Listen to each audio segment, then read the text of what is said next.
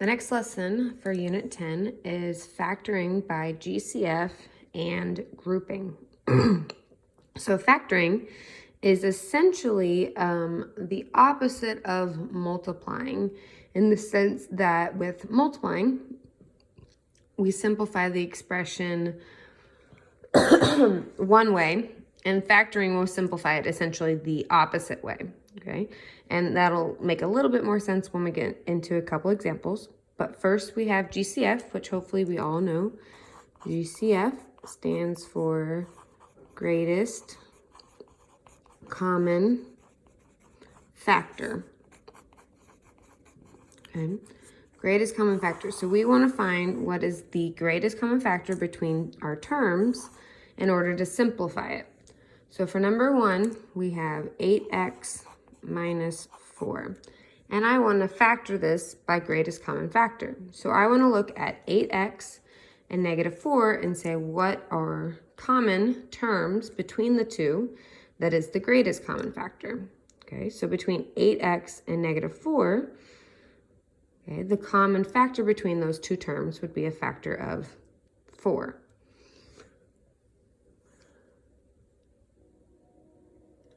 So we take out a factor of 4 from the first term and the second term. So I'm going to write the 4 like this, and I'm going to put a quantity. So if I take 8x and take out a factor of 4, or essentially divide a factor of 4 away, 8x take away a factor of 4 would be 2x. Okay, because 2x times 4x gives me 8x. Then I'm going to do the same thing to the negative 4. Take out a factor of 4. Remember, factor means multiply. So take a factor of 4 away from negative 4. What would I be left with? Negative 1.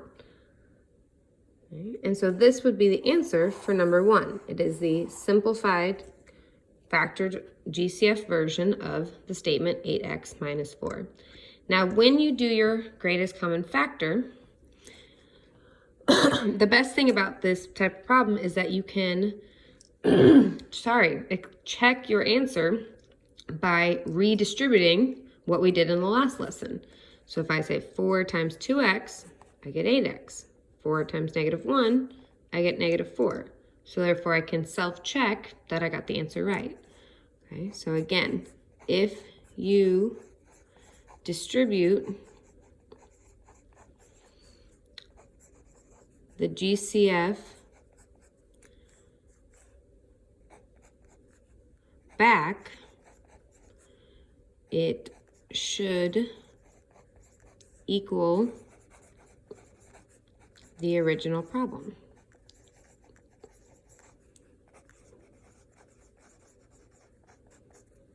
If you distribute the GCF back, it should equal the original problem.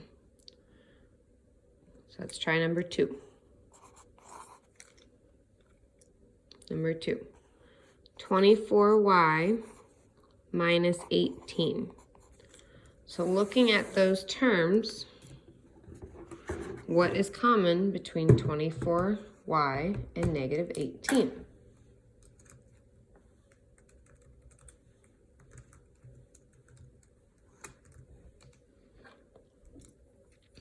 Well, between 24 and negative 18, the greatest common factor would be 6. So I'm going to take out a factor of 6.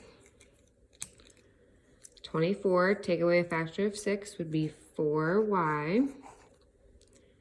And negative 18, take away a factor of 6 would give me negative 3. And again, I can check and distribute. 6 times 4y is 24y. 6 times negative 3 is negative 18.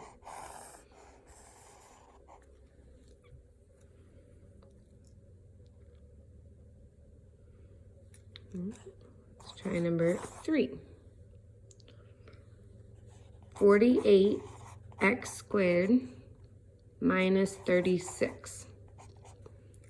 48x squared minus 36.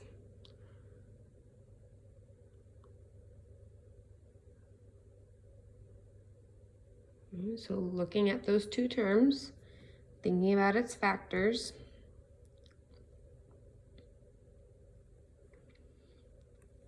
the greatest common factor between those two terms is a factor of 12. So I can take out a factor of 12 from both terms, and I'm left with 4x squared minus 3.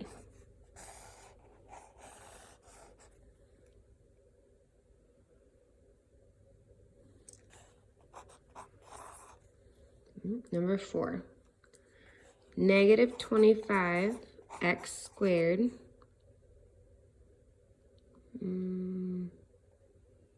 Actually, that's not number 4. That's number 5. Delayed reaction for that one. Number 4, sorry, is x to the 4th plus x cubed. X to the 4th plus x cubed. Now, what is common between those terms? Okay, now it might be hard to see what's common between these terms, so we have to think about the numbers or the variables themselves. So if I think about x to the 4th written out, okay, in order to get x to the 4th, I would have to multiply x times x times x times x, right? X times itself 4 times. Well, for x cubed, I would have to do x times x times x. Okay, that's what those mean in elongated form. Well, what is common between those terms? Well, they each have an x here, they have an x here, and they have an x here. So what do they have in common? Well, they have in common x cubed, right? So I can so I could say the GCF is x cubed, and what I'm left with, up here, I'm left with one more x, and then what am I left with down here? I can't say I'm left with nothing. Technically, you could say you're left with a factor of 1, so plus 1. Now let's check, does that actually make sense? X cubed times x, so 3 plus 1, is that x to the 4th? Yes. X cubed times 1, is that x cubed? Yes. So remember, if you take out something, it still has to be able to equal the original. Just because I took everything away, technically anything can be multiplied by 1, okay? And so for number 4, we have x cubed times x plus 1. Now let's try number 5. Negative 25x squared minus 10x.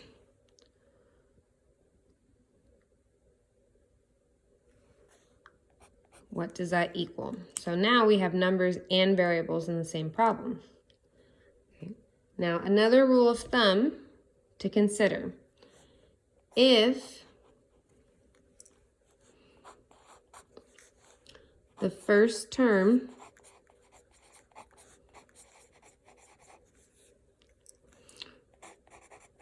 written in the right order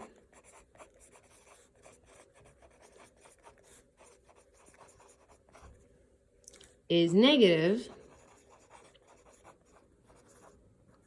then you're going to factor out the negative. If the first term written in the correct order is negative, you will factor out the negative as well. So this is in the proper order. X squared is before x. So when I look at negative 25 and negative 10, what's common between those two terms? Well, they both have a negative. That just happens to be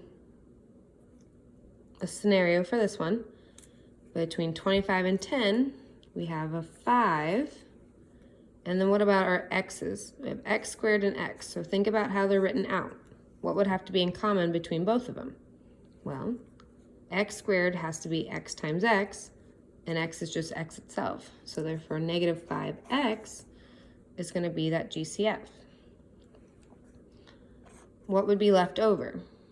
Well, what times negative 5x would get me to negative 25x squared?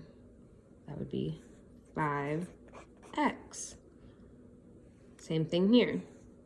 What would I get if I take away negative 5x from negative 10x? Be positive 2. Let's check that answer. Negative 5x times 5x would be negative 25x squared, and negative 5x times 2 would be negative 10x.